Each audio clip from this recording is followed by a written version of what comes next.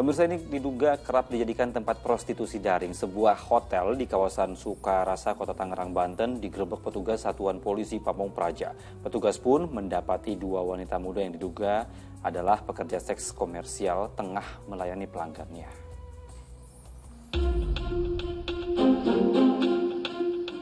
Petugas Satuan Polisi Pamong Praja Kota Tangerang, Banten menggerebek sebuah hotel di Jalan Daan Mogot yang diduga kerap dijadikan tempat prostitusi daring. Dalam penggerebekan, petugas mendapati dua wanita muda di sebuah kamar yang diduga pekerja seks komersial tengah bersama pelanggannya. Petugas juga menemukan alat kontrasepsi di dalam kamar tersebut. Saat diinterogasi, dua wanita muda ini mengaku baru saja lulus sekolah menengah umum swasta. Mereka bekerja sebagai PSK untuk memenuhi kebutuhan hidup sehari-hari. Pada sore hari ini kita mengamankan dua pelaku open BO tertangkap tangan, di mana mereka menyewa kamar di sebuah hotel yang dijadikan tempat untuk prostitusi. Guna pemeriksaan lebih lanjut, petugas membawa kedua wanita tersebut ke kantor Satpol PP dan dilakukan pembinaan ke Dinas Sosial Kota Tangerang. Taufik Saleh melaporkan dari Tangerang, Banten. Ya, praktik prostitusi ini seperti duri dalam daging yang selalu ada dimanapun dan meskipun sudah diberantas akan selalu bermunculan, apalagi di era teknologi seperti saat ini. Ya, Ustaz, saya ingin mungkin Ustaz bisa memberikan anjuran kepada kita semua pada baiknya di era sekarang, Ustaz, di era teknologi seperti sekarang ini, bagaimana sih kita menghindari hal-hal seperti ini, Ustaz? Terlebih ini kan mungkin juga kayak tadi kita dengar ada anak SMA yang baru lulus SMA tapi sudah terjerumus ke prostitusi, mungkin karena kemudahan teknologi, mungkin karena juga tuntutan gaya hidup melalui media sosial. Sebaiknya bagaimana anjuran dari Ustaz kepada mereka ini agar menghindari hal-hal seperti ini, Ustaz?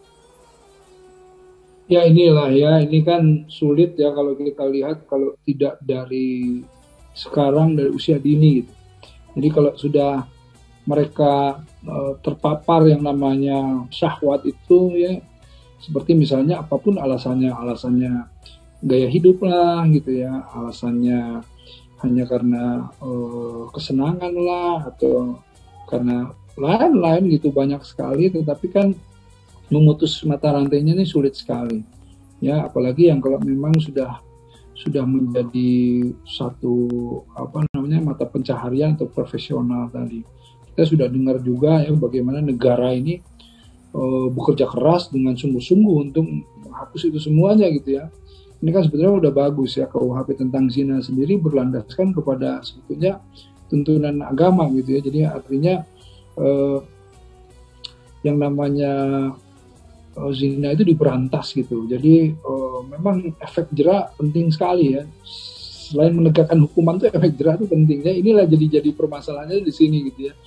Ketika hukuman itu tidak membuat jera, ya akhirnya dia akan kembali lagi. Bahkan yang lain akan berani mencoba karena ada kemungkinan bahwa tidak jeralah hukum, atau ketika terjerat hukum ya tidak masalah gitu ya, mudah sekali.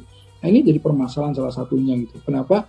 Kalau kita lihat kan efek jera menjadi penting sekali ya. Kalau di Aceh misalnya ada satu hukuman yang namanya didera gitu ya, dicambuk gitu ya. Itu kan sebetulnya efek jerahnya ya, di muka umum gitu, di mana diperlakukan seperti itu gitu.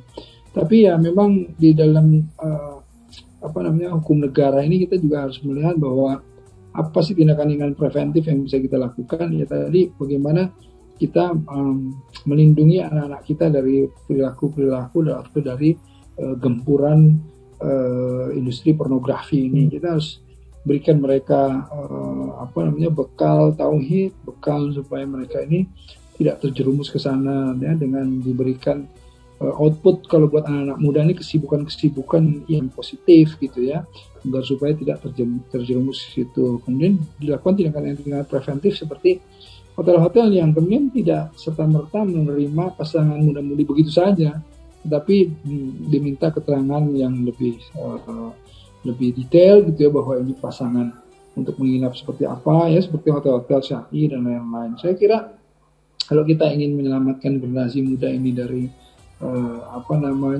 serangan industri tadi ya, pornografi bahkan pekerja seksual, itu kita harus memang bersama-sama, bukan hanya pemerintah tapi juga masyarakat, sampai ke dalam rumah-rumah, bagaimana dari mulai usia dini diberikan pemahaman bahwa jauhi yang namanya zina, wala taqrabu zina, jangan mendekati sesekali yang namanya zina. Dan inilah kalau misalnya kita terus kemudian melakukan penegakan hukum dengan efek jerak, ya semoga insya Allah ya, walaupun masih tetap ada tapi bisa direduce, bisa diminimalisir gitu insya Allah. Ya, sebenarnya kerjasama komunitas inilah yang harus ditingkatkan agar bisa pelan-pelan mengikis praktik seperti ini ya Ustaz ya.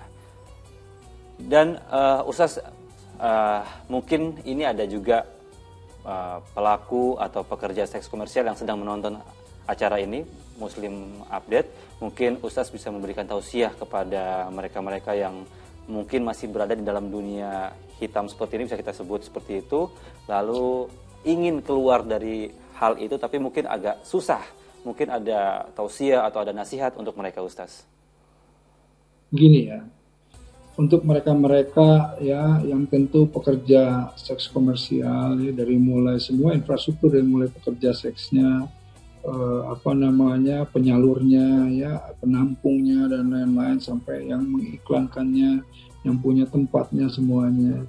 Coba dipahami bahwa hal seperti ini tuh menantang murka Allah, gitu, menantang azab Allah ya, sebagaimana perilaku-perilaku di negeri Lut dan lain-lain ya. Jadi bukan hanya permasalahan lesbian dan homoseksual saja, tapi yang namanya pornografi, yang namanya seksual, kegiatan-kegiatan zina itulah yang menantang azab ya. Di Pompei, di mana-mana semuanya juga dihancurkan oleh Allah. Nah, karenanya jangan sampai kita terlibat ke sana. Yakinlah kalau masalah rezeki ya. Yakinlah sama Allah, Allah pemberi rezeki, Allah Ar-Razzaq ya. Ya, jadi wa may yattaqillah yaj'alhu makhrajan wa yarzuqhu min haitsu la yahtasib. Kalian bertakwa aja sama Allah. Ayo hijrah dengan sungguh-sungguh hijrah, tobat dengan tobatan nasuha ya. Jauhi perbuatan-perbuatan yang dimurkai oleh Allah, bertakwa, masuk ke dalam ketakwaan kepada Allah, dan Allah akan beri jalan dari masalah sesulit apapun, dan Allah akan antarkan rezeki dari arah yang kita tidak duga-duga insya Allah. Nah, bagi orang-orang yang kemudian mereka-mereka yang menggunakan jasa PSK tersebut ya, yang kemudian pria-pria hidung belang ya, yang kemudian ingin menikmati syahwat dengan cara yang tidak halal, ini mengundang azab Allah. Ingat, keburukan yang kita lakukan akan kembali kepada kita, kebaikan juga akan kembali kepada kita. Faman ya'mal misqala dzarratin khairan yarah, wa man ya'mal misqala dzarratin syarran yarah. Jadi intinya adalah ini perbuatan yang sangat dimurkai oleh Allah, karena jauhi segera sebelum nanti azab mendatangi ya. Ingatlah ya, murka Allah itu tidak lebih besar dari rahmatnya Allah. Jadi kemurkaan Allah yang antum sekarang ini perbuat itu bisa diganti dengan rahmatnya Allah akan datang jika antum semuanya bertobat, tapi dari sekarang gitu. Dengan sungguh-sungguh, dengan jauhi segala perbuatan, insya Allah ya, dari situ semuanya Allah ridho, dan Allah akan menghapus semua apa yang pernah antum lakukan.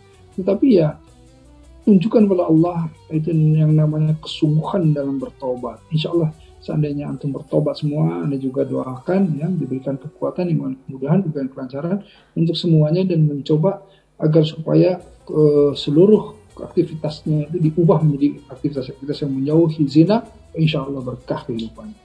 Amin, amin ya rabbal alamin.